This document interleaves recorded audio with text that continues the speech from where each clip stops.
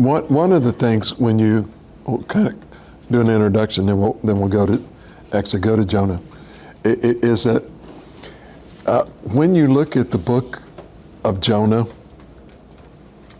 it's almost like a story. It's one of those Bible stories that everybody tells about this guy that got eaten up by a whale. Didn't die. He's in the belly of the whale for 3 days.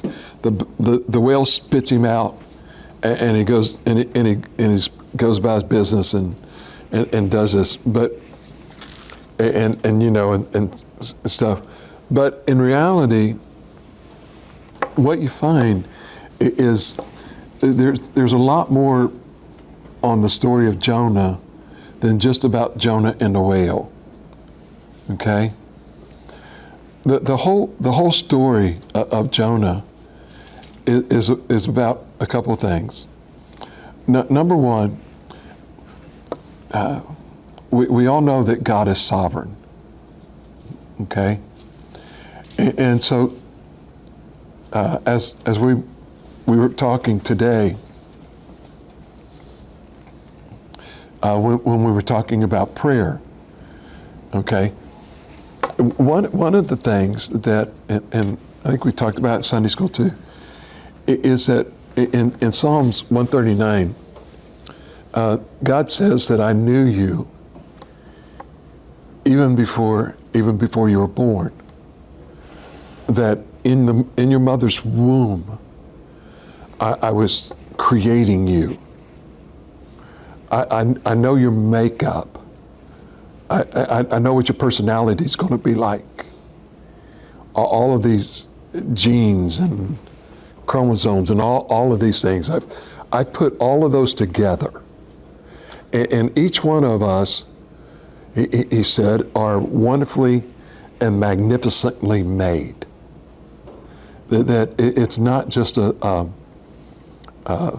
well, I didn't like this, let's throw it away. I don't like the way that I created, and let's just move on.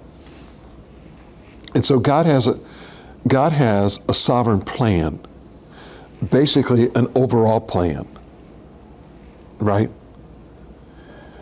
But in that sovereign plan, each one of us uniquely fit in to that plan. So even before you were born, God had a plan for your life. Now, here's the thing. The book of Jonah is all about that God has a plan, and He'll tell us He'll tell us, direct us, guide us, and what He wants us to do. The book of Jonah is all about the freedom that God gives you and I to either decide to follow that plan or not follow that plan. That choice is ours. But understanding that if we don't do what it is that He's asking us to do, and we decide to do our own thing, there will be consequences. And so the story of Jonah is more than just a man in a whale and being spit out somewhere. The whole story in the book of Jonah is about God saying to each and every one of us, here's my plan for your life. You have a choice to either fulfill that plan or not fulfill that plan. But if you decide not to fulfill my plan and go against my plan, you have the freedom to do that. But also understand there will be consequences for that as part of the discipline process. Talking today, and we've been talking about, like, in the prayer today. One of the most fascinating things, and when we were in the men's summit this weekend, I heard a guy actually doing it, and it reminded me so much that when we talk to God so many times, we want to talk to Him as we do. God says, Or Jesus said, you say, "Our Father who art in heaven." That's what most people say. Well, that was his prayer, okay? And he was telling us that what we should pray, and stuff, is that prayer, which is "Our Father who art in heaven" and stuff. But we have the luxury and the liberty to call Jesus, or to call God Abba, A-B-B-A, not the musical group, okay? but Abba, which Jesus called God Abba. Yeah, which means daddy. And as I was talking today, any man can be a father. But it really takes a real man to be a dad. Because with the father, there really isn't any responsibility, per se. But when you become a dad, there's a bunch of responsibility now. Because you're looking out for the best interests of that child, in developing an intimate relationship with that child, knowing that child. And what you're doing is you're breathing into that child life for preparation for things that are going to occur in their life. That doesn't mean that you tell them every decision that they're going to make. You can help guide them and direct them in helping to figure out, is this a good decision or not a good decision? That is the same thing that God does with us. And this is what the book of Jonah is all about. More than a bedtime story or a child's in a child's Bible book that you want to tell. And so when you begin to start looking at the book of Jonah, you begin to start seeing this, because we'll give you some things. But if you were to go back to for instance, the book of Job, and Job and all of the sorrow, I mean, you look at the first couple of books, or the first couple of chapters of Job, you get the whole story. Okay, the storyline's set for you. But you still got something like about 47 more chapters to play out the whole rest of this story there. And the conversation that's going back and forth between God and Job and his friends and all of these things. And you come into Job chapter 42 in verse number 2 where he says, that where Job says to God, he says, I know that you can do all things. I know that you have a purpose in all of this, in that your purpose is not going to be stalled. Nobody's going to be able to stop it. It's going to occur. It's going to happen. Job's saying, I want to be a part of it. And look, to look at these things. And when you began to look in the book of Deuteronomy, it says, this day I call the heavens and the earth as witnesses against you that I've set before you life and death, blessings and curses. And then he says, now choose life so that you and your children may live and that you may love the Lord your God. Listen to his voice and hold fast to him. And so tonight we're going to break out and for a while and maybe get through chapter 1. But what we're going to do is we're going to walk through chapter 1 and we're going to talk about this aspect of God in your life and his sovereignty, but yet at the same time, your freedom. And basically, chapter 1, the whole book of Job, really, if you really want to give a one-word overview of the book of Job, it would be called running. Because that's what Job's doing. Almost all the way through the book. He's running. And so we'll kind of tagline all of these things, okay? So when you look at chapter 1 in here, we're gonna talk about Job running, but we're going to talk about Job running on empty, okay? Because in reality, when you begin to look at what Job is running from God, let me say something to you. Whenever you decide to exercise your freedom against God's plan in your life, may I say something to you? You have no energy. You have absolutely nothing behind you. You're on your own. And you're on your own demise, you're on your own strength.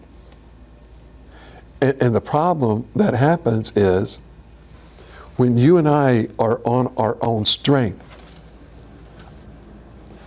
we cannot fight against the enemy. We're going to lose. Have you ever tried pushing a car out of gas up a hill? No. It's hard to do. It's basically, if the incline on that hill is enough, you will never ever move that car. You're going to get hold it still. It's just not going to go anywhere. And that's the way it is when we start pushing against God and His will in our life.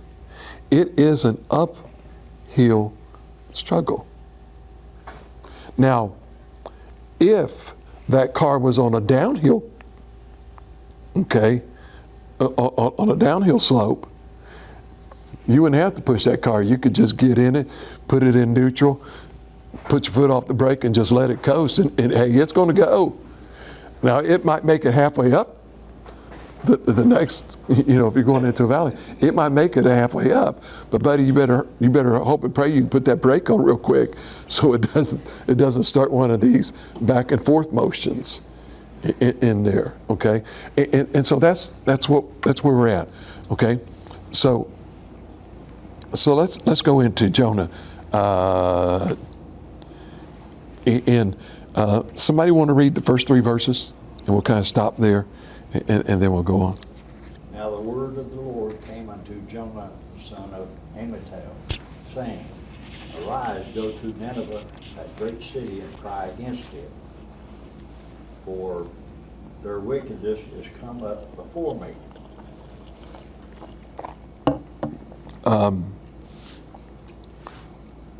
Go ahead and read verse 3, if you would, Chip.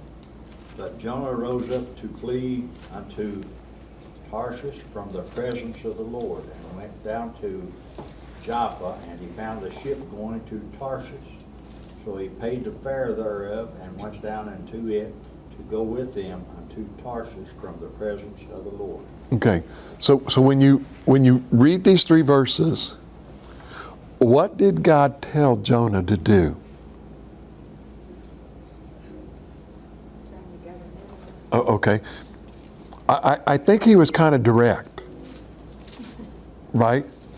He's saying, evidently, what I'm seeing here is Jonah's kind of sitting down or whatever. He's kind of at a standstill. And God tells him, get up. I don't know about y'all, but it seems to me that Jonah always seemed to be not in a standing position. Because, later on, he gets underneath the tree and kind of sits there and everything. He went, to the city and kind of sat down and did all this stuff. But I think God was very direct in what He was trying to tell him to do. Right? Is there any question whatsoever about this is what I want you to do, Jonah? Okay, so the first part we're looking at here is the human freedom, and we're going to do this all through. We're going to kind of skip through this chapter, and then we'll come back and we'll talk about God. But what did Jonah do?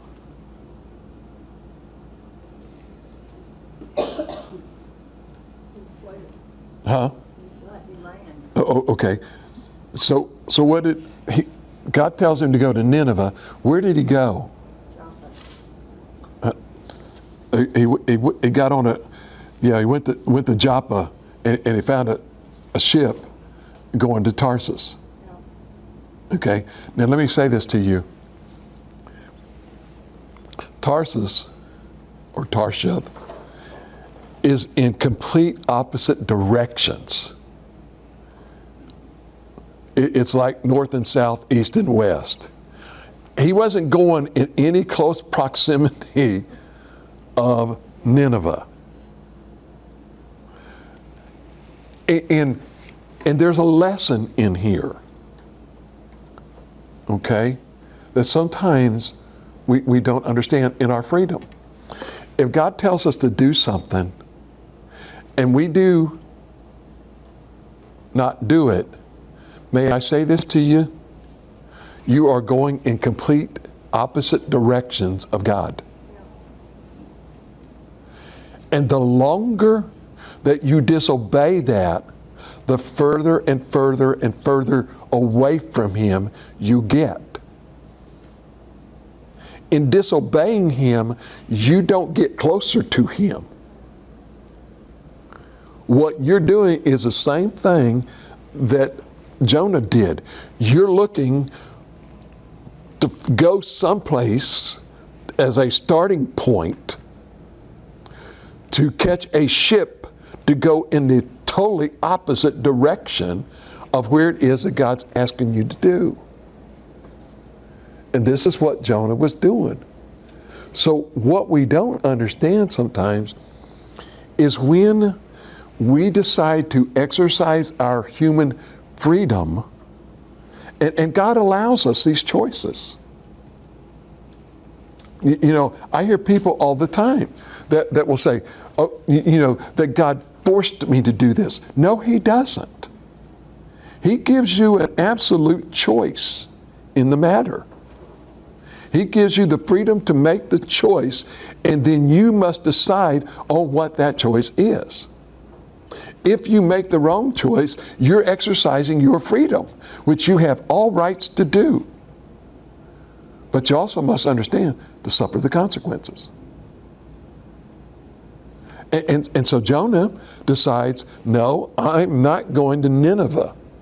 I'm going down here to Joppa because I know that I can catch a ship in Joppa, and I can pay a price, and I can go totally in the opposite direction. So I will never, ever get close to Nineveh. Now that was his choice. That is in complete disobedience of God. Okay? So when you look at this, now go to verse number 5. And you begin to start seeing something that's going to start happening here. And what does verse 5 say?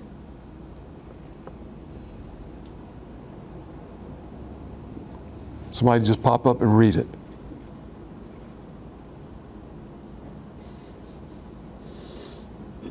Then the mariners were afraid and cried every man unto his God, and cast forth the wares that were in the ship into the sea to lighten it of them.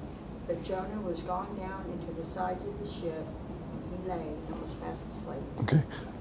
Down to verse 15. 15. Mm-hmm. So they took up Jonah and cast him forth into the sea, and the sea ceased from her raging. Okay. And then 17. Now the Lord had prepared a great fish to swallow up Jonah, and Jonah was in the belly of the fish 3 days and 3 nights. Okay. So So here's what you begin to start seeing what's happening. Jonah has decided that he's going to disobey God. Okay? Now, when his disobedience started, it basically was only to get on a ship and go in the opposite direction of God. That's all he's planning on doing. But his disobedience causes a downfall to Jonah. So when you begin to start looking on verse, you started actually in verse number 4, it said, then the Lord caused a violent wind to come up. Warning sign. Warning sign. Jonah, I told you I wanted you to go to Nineveh, and you are going in the wrong direction. So there's going to be some bad things that are going to start happening to you. The first thing was, it's a wind. That all of a sudden, it's just going up against the boat that he's on. And it said it threatened to tear the boat apart. And this is the thing that sometimes we don't understand. When we begin to exercise our freedom, God sends these little warning signs. It's like driving down the road and you get this sign that says, bridge closed, road closed, detour. And you begin to ignore those signs. And you think, okay, no big deal. It's just a little thing. Just going the wrong way on a one-way uphill backwards. Yep. and this is what sometimes, as we've been talking in the last couple of weeks about being established in God and knowing who He is, so that when He's communicating to you, you know that it's His. For instance, I'll use going uphill backwards. Yeah, on the wrong way. On the wrong way. Okay? If you're going uphill backwards the wrong way, right? On a one-way. On a one-way, You don't get a return ticket. something's going to happen, right? That's just today. That's just 2019. I can discuss my childhood. I mean, something is going to happen. It's a warning sign. Okay. Usually lit up, flashing. But we ignore it. And so there's this little thing that says, I'm giving you warning. I'm giving you warning. Jonah disobeyed the warning. He could have said, hey, okay, I need to get off. Right? But he didn't. So what did he do? Well, I know what I'll do. This ship is rocking and rolling. So what I'm going to do is I'm going to go to the bottom of the ship as far away as I can get, and I'm going to go sleep. I don't know about y'all, but have you ever tried to sleep in a violent storm on a ship? Oh my goodness. I'll tell you, it's hard enough trying to walk. Okay, the last cruise that we went on was the first time that I ever felt a ship tilt. Ooh. Didn't feel good, did it? No, it does not. Most of the time, you can feel it, a little bit, and it's amazing watching the people walk down the. It's like watching a bunch of drunks. Yeah. Where they're trying to walk the straight line, and sometimes I'm also willing to say it's like a pinball. you're watching them bounce off, you know, the things. But it's not good. But look at what he did. I'm going to ignore this situation. And the way that I can ignore this situation is I'm going to lay down and go to sleep. I think what I'm going to do is ignore it, and I'm going to get into a peaceful state.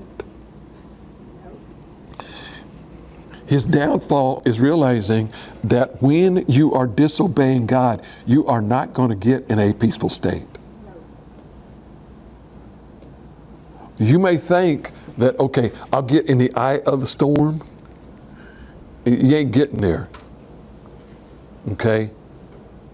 Not without God. On your own, you think you've got this peace place, and it doesn't happen. So he says, okay, I'm gonna go, you know, lay down. And then you go over to verse number 15. In between here, there's this thing, you know, where they're saying, hey, you know, captain of the ship comes to Jonah and says, hey, I don't know who you believe in, but everybody believes in a God. So if we're not all praying to the same God, you pray to your God, you pray to your God, and hopefully one of these gods that's out here is going to save us. And this is what I'm saying. You get a bunch of people in a storm, they may think that they're atheists. They're going to be praying real quick. They remember all of a sudden. Yep. It may not be the right God, but they sure going to be crawling out to some God to save them. And so he says, you need to get up and cry out. This is not a time for sleeping. So they start doing all of this stuff and everything, and it didn't settle the ship down. And so finally they came to Jonah. And Jonah told him, he says, listen, guys, as long as you keep me on that ship, it's going to get worse and worse. You need to just throw me overboard. And let me tell you, as long as you stay in that position of disobeying God, it isn't getting any better.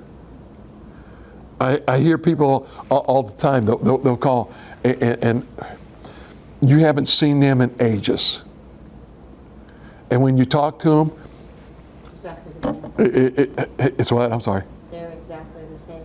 Yeah, it's like, I'm doing fine. I'm doing fine. Then all of a sudden, something happens in their life, and they will call. And Pastor, will you pray for me? You don't want to know what I want to pray for you about, because I'm not praying for you to continue in the lifestyle that you're in. Because if you're asking me to pray for you in the lifestyle that you're in, it ain't going to happen. Because my prayer is that you draw closer to God. You go back to where you're at. And they don't understand. They'll call me back up and they'll say, Pastor, I thought you were praying for me. My life's got worse. And I said, yeah, but where have you gone? Have you gone back to God? No. Well, hey, I'm praying that you get back to God. You didn't. So let me say this to you. It's getting worse. And will continue to get worse until you start going back to where you should be and starting at that point. Because it ain't going to happen. And you know, it's like, well, Pastor, can't you circumvent God? No. If I could do that, I'd do that in my own life. You know, I'd say, hey, God, you know, I did something wrong. I know it is, and I know you disciplined me. But hey, can you stop the punishment and just let me stay where I'm at right now? You know, it doesn't work that way. And so he says, okay, throw me over. Well, they did. They did exactly that. And then what happened? God says, Jonah, I've got something that's going to take you back to where I told you to go. And let me say this to you. There are probably, and maybe it's happened in your lives, that you kind of walked away from God, and all of a sudden something happened. It was like hitting a brick wall that kind of like said, hey, you need to stop and come back. I'll tell you what, if somebody threw me overboard and a whale swallowed me, I'd be definitely praying to God 3 days and 3 nights in the belly of that whale. Because number one, I don't like water, and number two, the belly of a whale stinks. I mean, you're talking about fish and vegetation. It is not good. Now, when you begin to see, this is Jonah. This did not just impact Jonah. Look at verse number 10.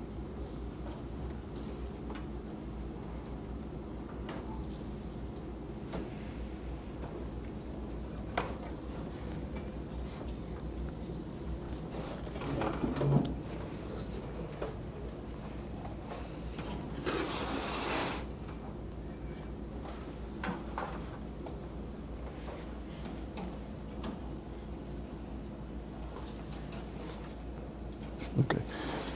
Then the men were even more afraid, and they said to him, to Jonah, "What is this that you've done?" For the men knew he was fleeing from the Lord's presence because he had told them. Now, they're looking at this storm, and this storm to them is so violent. You know, when the captain said, "Y'all need to pray to your God," what they're recognizing is that this storm is something like they've never ever seen before. So when they're telling him to cry out to God, they're saying, "Hold on a minute. This is of a supernatural making. This is not just a normal storm that we just see. This is something that is totally different than what we've ever experienced." And I mean, these guys are probably seasoned mariners. They've been out there before on that road going from Joppa to Tarsus. And now all of a sudden, they're hitting something totally different. And the captain says, "Hold on, man, this is such a violent, let's all start praying to our gods." And Jonah told him,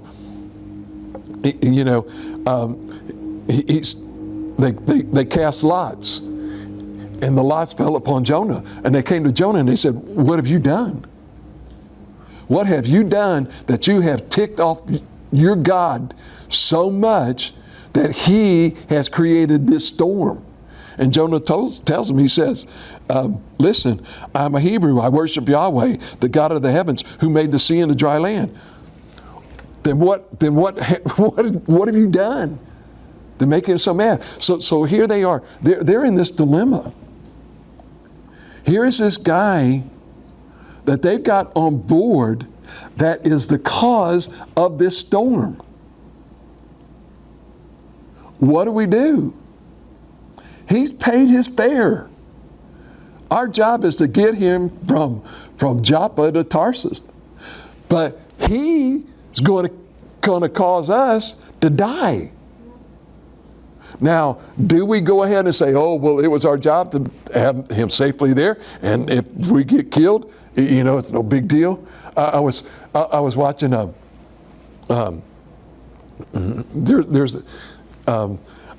wake up in the middle of the night on Saturdays, early Sunday morning, and there's always a couple shows that I watch, and I missed a couple because I overslept this morning.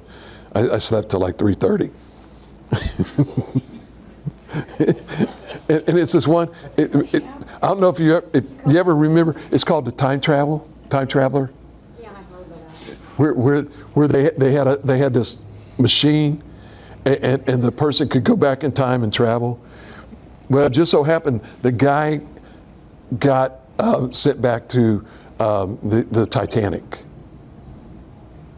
Okay, and so here's the Titanic, and he got stuck there, And so they had to send another person with him to go get him out of there and bring him back, okay?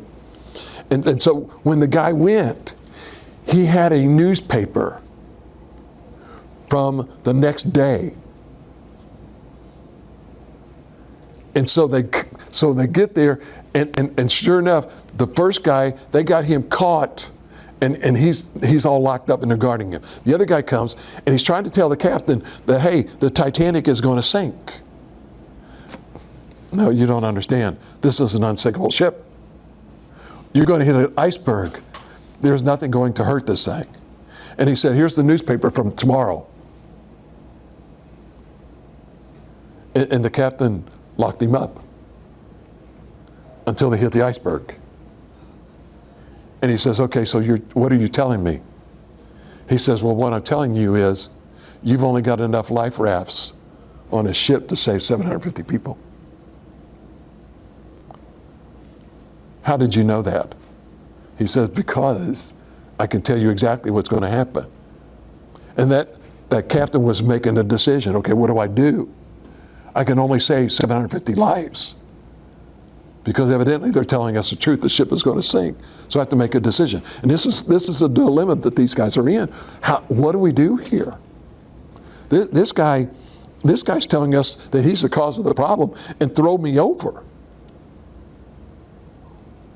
Do we do this? Do we sacrifice him? Do we kill him? Because there's no way that anybody's going to be able to live through this storm in its making. So what did they do? In verse number 15.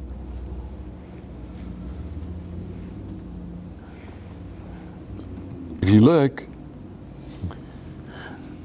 So they took up Jonah and cast him into the sea, and the sea ceased from its raging. yeah. But the first thing they did, remember he said, y'all, everybody pray to your God? And Jonah says, hey, it is my God Yahweh. So the first thing they do is they pray to Yahweh. Hey, listen, this guy told us that you're the cause of this supernatural thing, and he's the problem. So listen, we're praying to you that when we throw this dude over, that you don't charge it to us. Well, we didn't have anything to do with this. He did. So they picked him up, and so they had to make a decision that said, hey, because of his disobedience, we got to throw him overboard. And this is the problem that we face sometimes. Someone comes to you, and as we're talking about the human freedom, and you exercised your freedom not to do God's will, and you're going in the opposite direction, and you got on that boat at some point going in the opposite direction, and all of a sudden your life starts caving in, and you go to someone, and you understand that you're the situation and you're the problem, and it's like, so what do you do with it? What do you want me to do? Hey, throw him overboard. But sometimes what do we do? Sometimes we stand in God's way. Huh? Sometimes we stand in God's way. Yeah. Sometimes what we do is like here, they could have kept Jonah on board the ship. And what would have happened? Possibly it could have sunk. Huh? Possibly it could have sunk on account Yeah. of keeping it on. Yep. Sometimes in trying to do what we think is right, we begin to enable people. And it's not that we're and what we get caught in is like, but you don't understand. I love them. And I can help them. And so we do. And what ends up happening?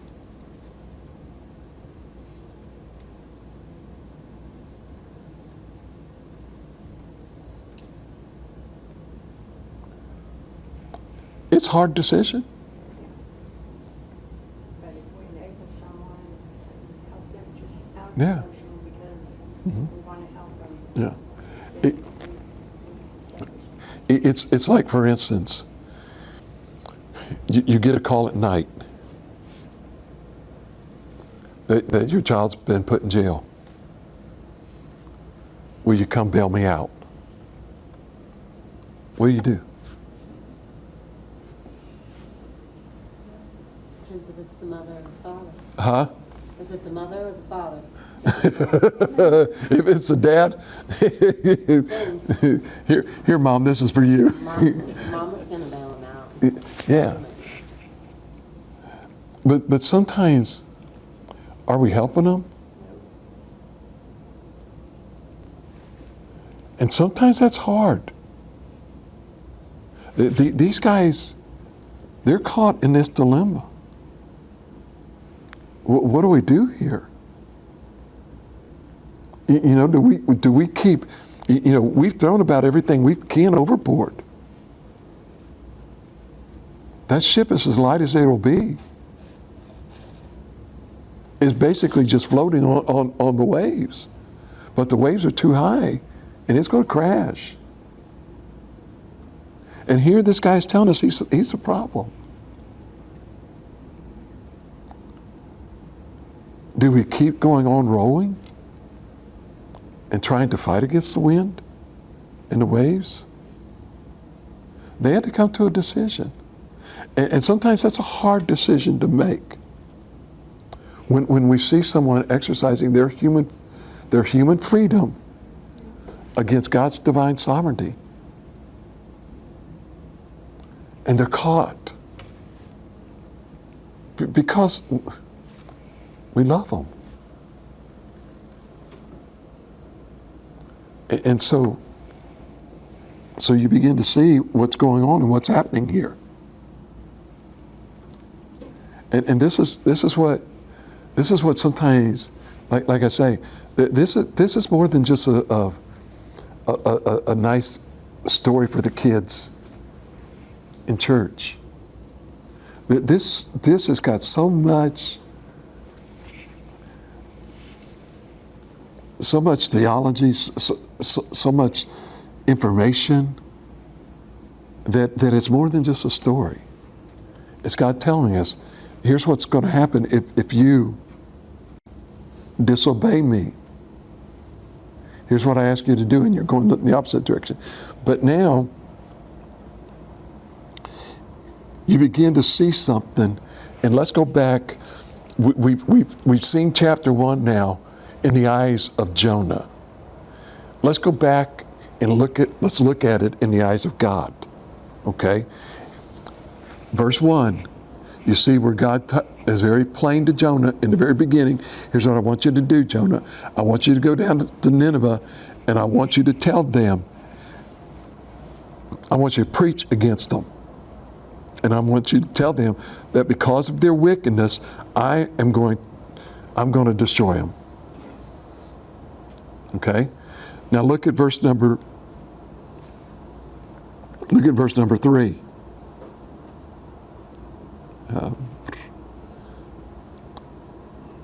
What did he do? He got up to flee Tarsus from what? Being in the presence of the Holy One, the Lord. Yeah. So when we look at this, his whole idea of running was to get away from God.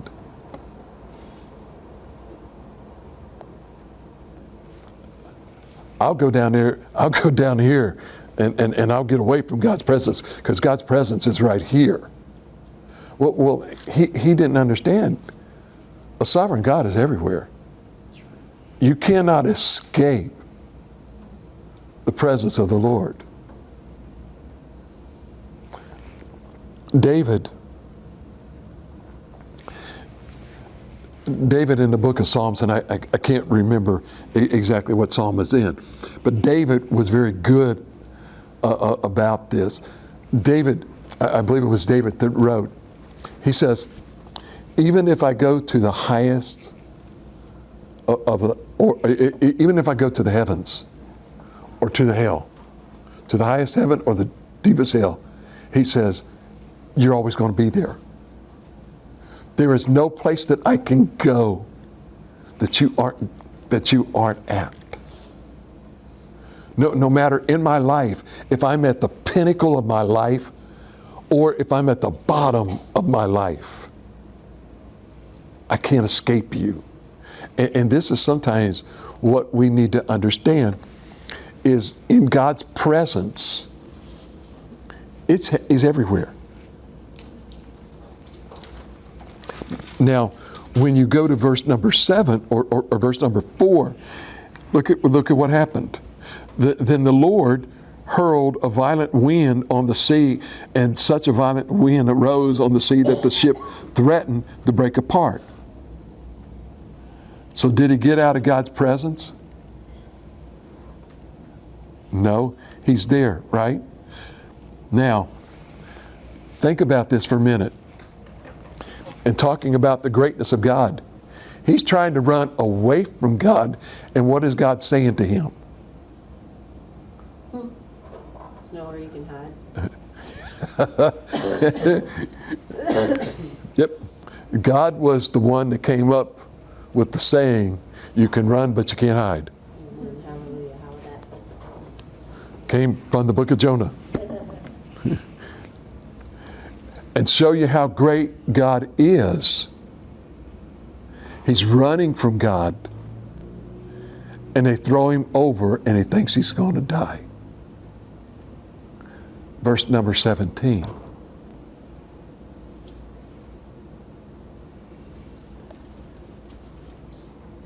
Then the Lord appointed what?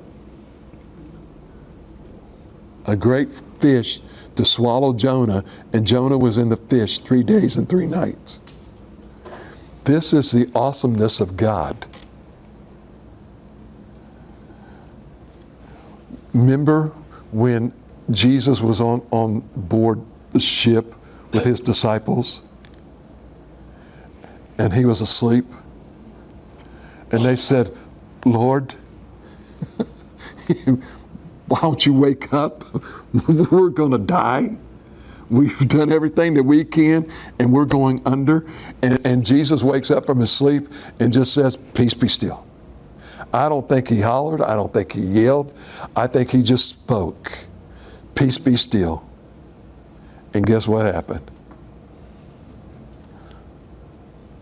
I believe that water, there was no ripple. I believe that boat came to a standstill because they said, look at this, even the winds and the waves obey him. My wife Diana and I have this discussion about when God told Noah to build the ark. And you get these Bible stories in these books that have Noah going out and getting all the animals.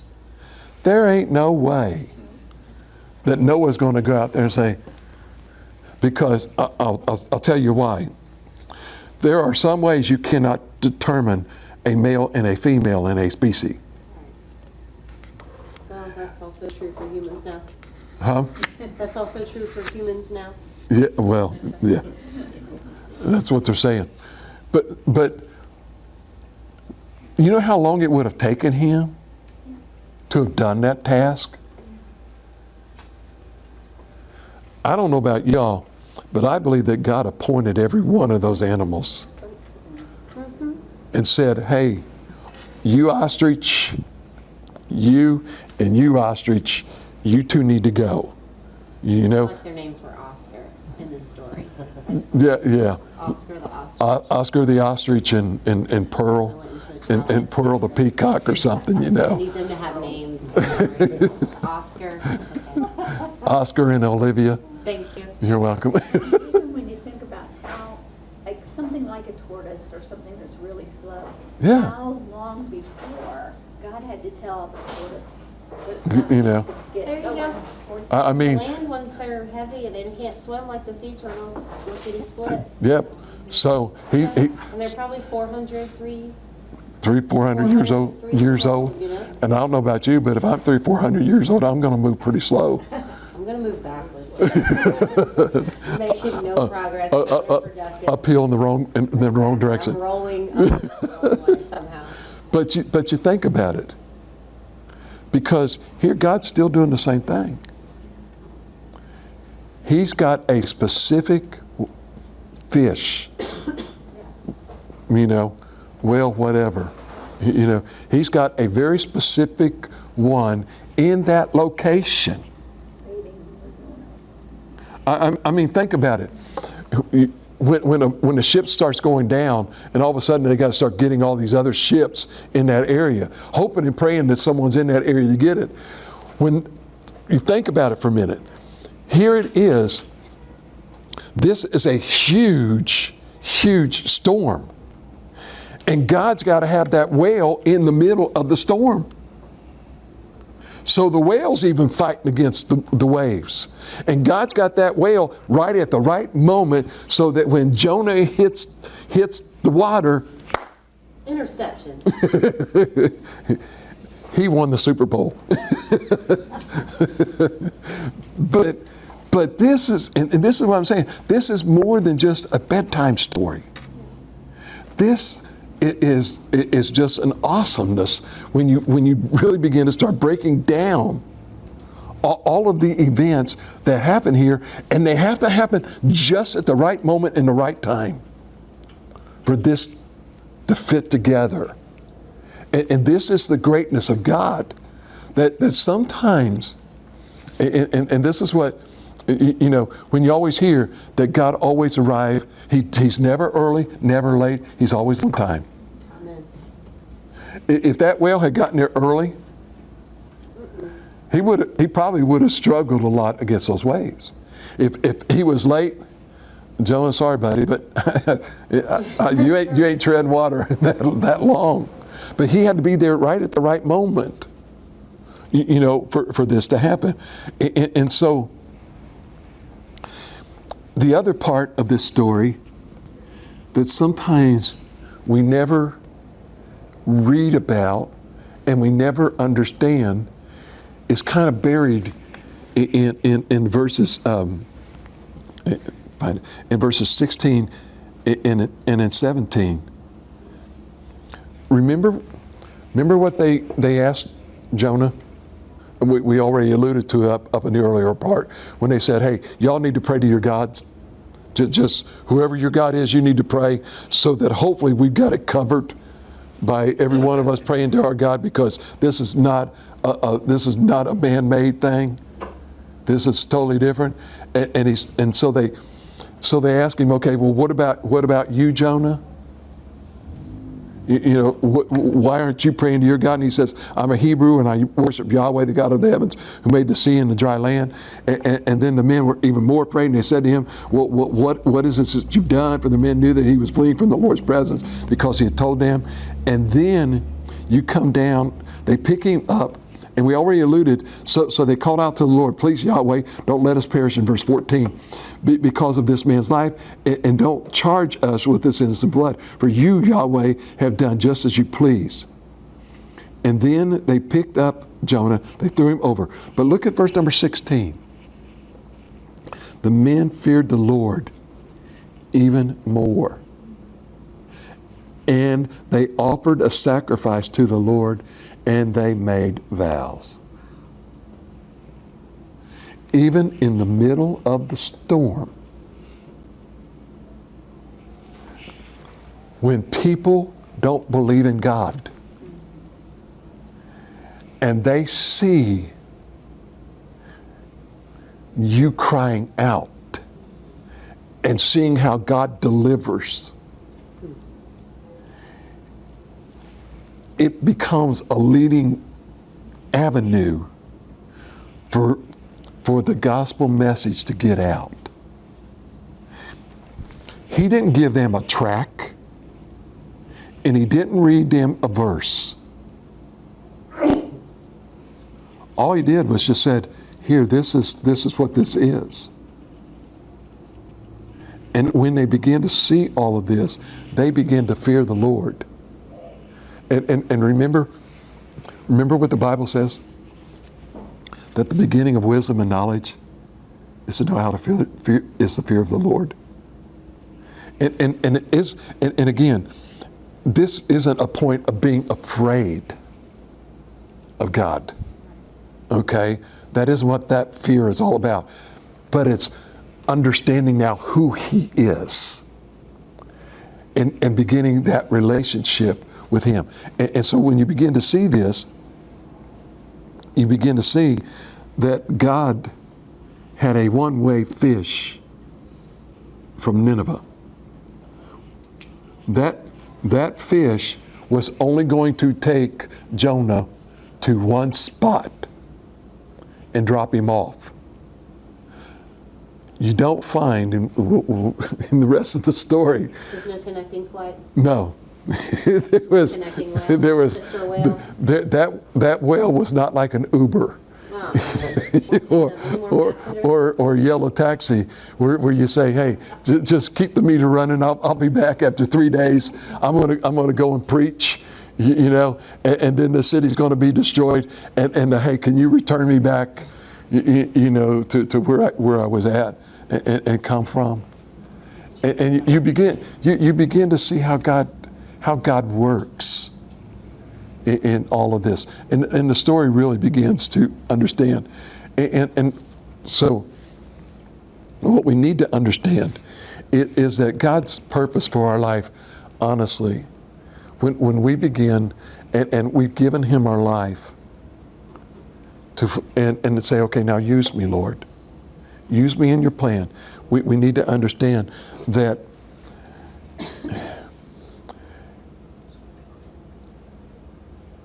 it's unavoidable and inescapable. He's given us a freedom to choose.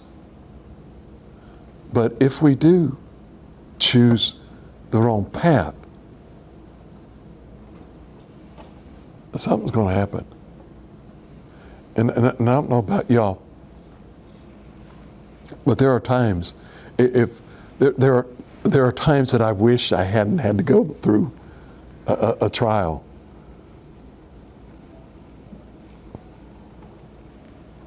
To understand this is what you wanted me to do, and I didn't want to do it, and I chose to go in an opposite direction. Boy, I sure could have avoided all of this drama if I just understand that, yes, I heard you loud and clear, and I chose to follow that connection rather than where I wanted to go. And it's hard sometimes when we learn those lessons. I don't know about y'all.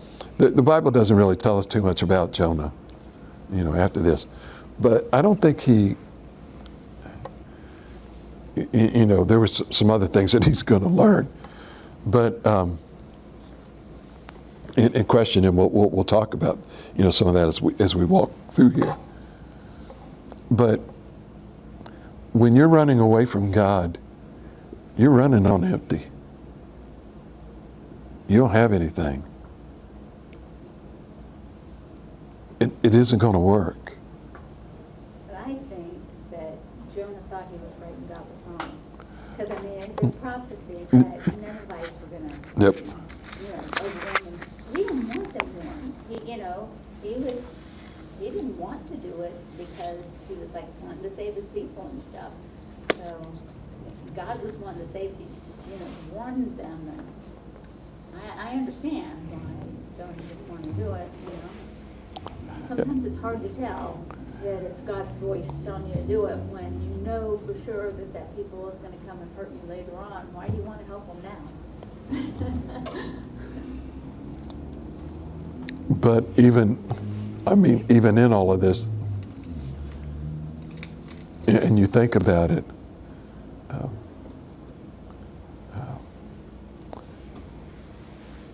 Jesus spoke, I think, very plain when he says that to love your enemies. And because, and it is hard sometimes when you know that somebody has the capacity to hurt you, and they probably will, given the chance. It's really difficult to say, no, I really don't want to give them that opportunity.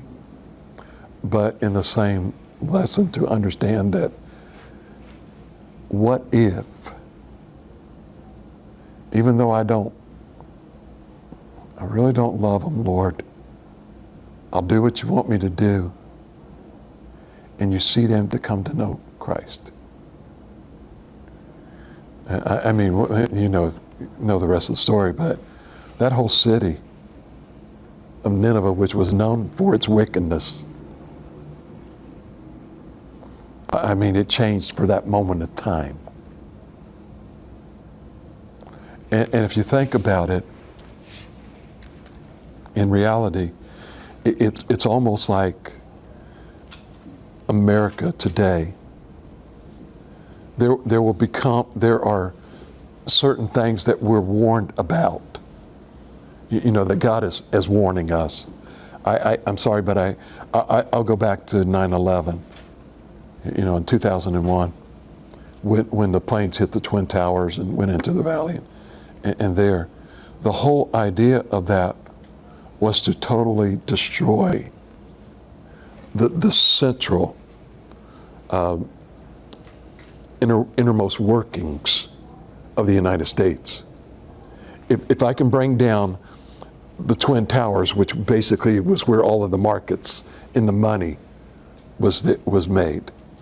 If, and in this one they were, I'm not going to go there. They went, one was going to the Pentagon. I'm going to destroy their forces, their command, so that they can't come and command their army against us. I'm going to rip all of that apart. And the other one, which was headed for the Capitol, which they saved, I'm going to disrupt their whole law system. So I basically have done total destruction to America, financially, militarily, and according to that. And it's going to take them a long, long time to recover from this. And while it's taken them a long, long time to recover from this, they had sleeper cells that were already in motion to hit other places. But yet God, in his perfect wisdom and stuff, yes, it was a disaster, but at the same time, it brought a nation back together for a while. And then we go right back again. And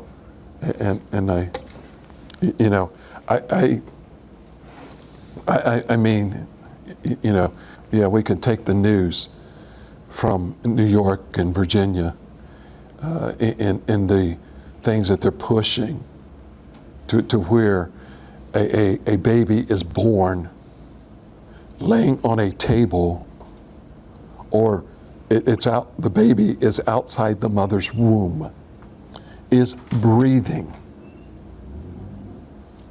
And you can determine at that point whether you want to keep the baby or not.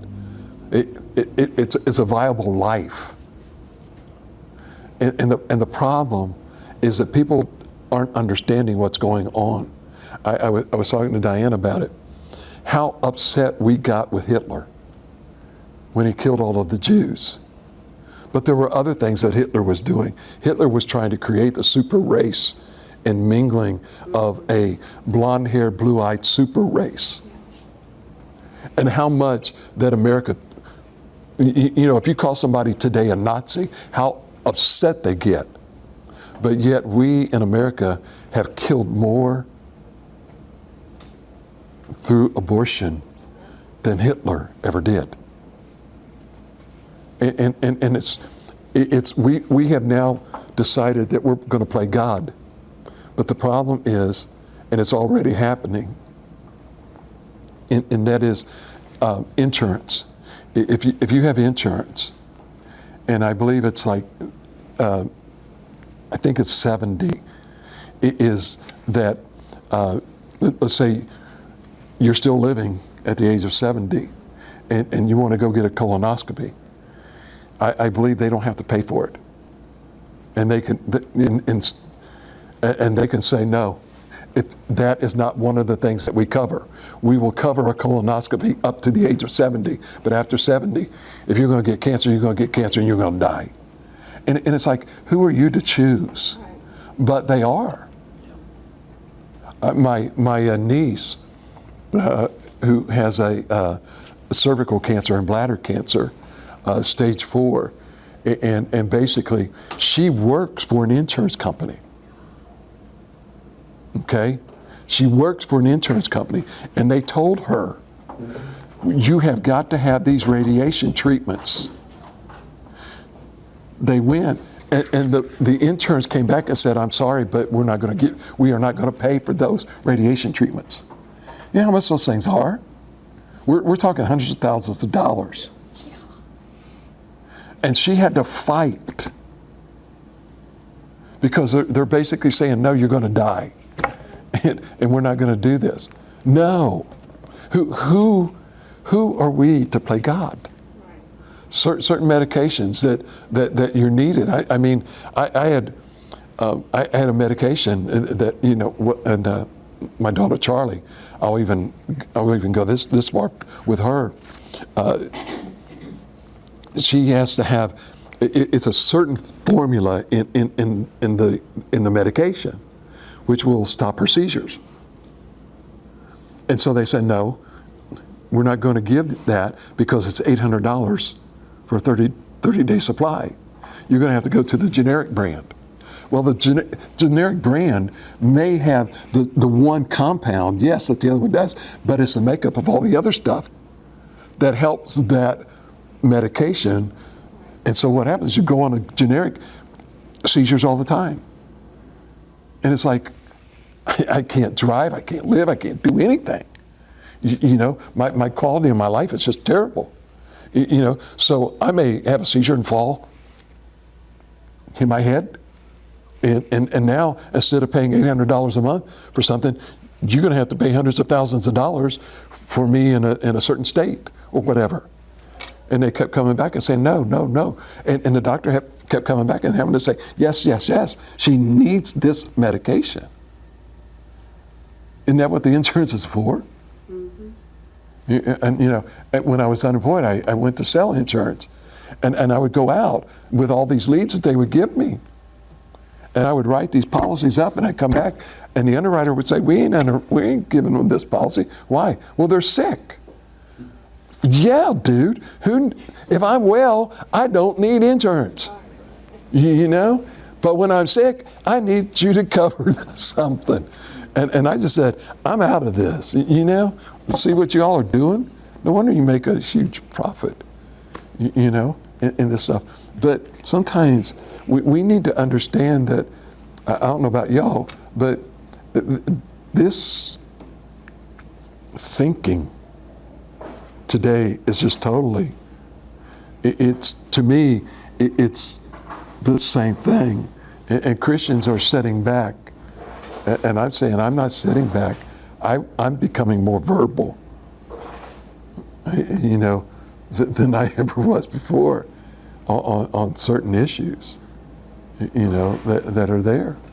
Because we're not God. And I don't know God's plan in all this stuff. You know?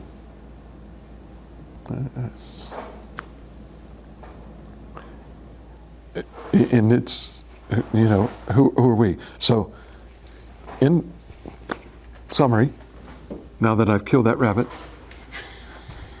Well, it's so overwhelming. There's so much stuff, you know. And this, Blows your mind. you know, but here's When I look at, may I say this to you? When I look at the story of Jonah, in all realities, guys, that story is us. That God is telling us to go warn them. Yeah. If you don't stop your wickedness, God's going to destroy this place. Yeah. And may I say this? I think too many people have gone to Joppa and bought them a ticket to go to Tarsus. And they're complaining right now that the ship that they're on is hitting some rough seas. And it's like, what do? You cry out to Yahweh, and you cry out to God. You know, there is some movement in America that's happening. There are places where, for instance, there's a whole movement before to take out "In God We Trust" off the money and all of this stuff. I don't know how much news you follow, but on Mississippi license plates, Mississippi right in the center of their license plates now has a circle that basically says "In God We Trust" on their license plates. You know, you're seeing kids that are saying, "You can't tell me that I can't say the pledge." That's right. And you can't tell me that I've got to take in God, it's one nation under God. No, you can't tell me that. That is my right to stand up and do that. And if you don't like it, you can't kick me out of school. I have a right to speak. I have a right of speech. That's right, freedom of speech, And religion. yep. And you're seeing more and more of if you look, you're honestly seeing a lot more people that are of a Christian background getting into politics. I can't tell you how many people when you hear them talk, they'll ask them, "What did they do?" I was a pastor. For 20 years, and now I decided to get out of the pulpit and come to a place where I think I can do some good. You're hearing people speak up. Christian movies galore, and they're finding out that Christians will come and see your movies, and we'll pay good money to see those movies if you've got a good Christian background behind it. There's one, that's what I was calling Rick about. I just remembered why I was calling my brother. There's one coming out in August. It's called Breakthrough, which is awesome. And I've seen a trailer, and I haven't got to see the thing. But there's a whole bunch of movies that are out, guys, that are really neat, that are there. And so go see them. And if not, stick around. I'll show them here when they come out. Okay?